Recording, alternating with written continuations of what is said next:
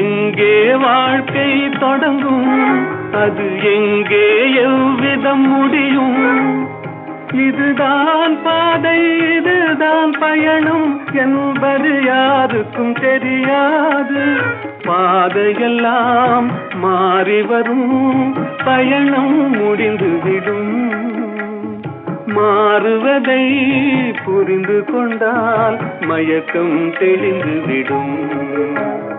நினைப்பதெல்லாம் நடந்து விட்டால் தெய்வம் ஏதுமில்லை. நடந்ததையே நினைத்திருந்தால் அமைதி என்றுமில்லை.